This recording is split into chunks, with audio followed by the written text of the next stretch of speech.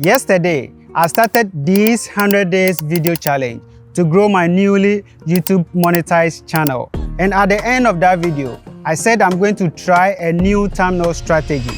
You can spend hours making an amazing video, write the perfect script. You can edit for days. But if nobody clicks, none of that matters. So today, I changed my thumbnail strategy to check if it could increase my click-through rate. The question is, did it actually work? Let's find out. Welcome back to day 2 of growing my monetized YouTube channel. For the next 100 days, I'm documenting every lesson, every experiment, every mistake, and every result. No shortcuts, just a real data from a real channel. Let's get into today's experiment. After reviewing my analytics yesterday, I found something interesting. Some of my videos had a decent watch times. Some also had a decent retention.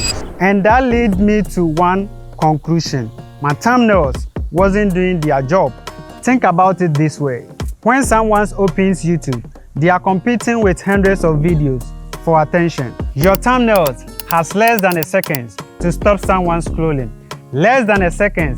That's crazy, right?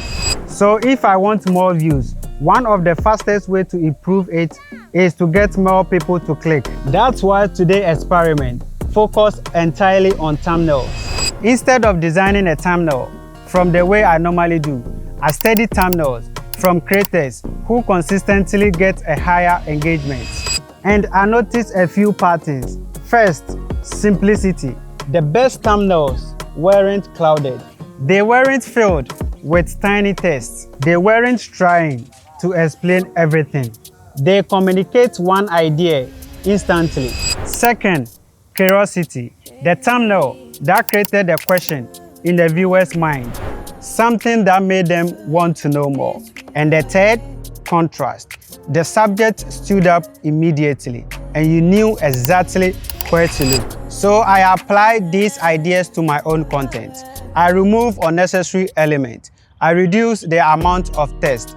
I focus on one clear message. And I ask myself one simple question.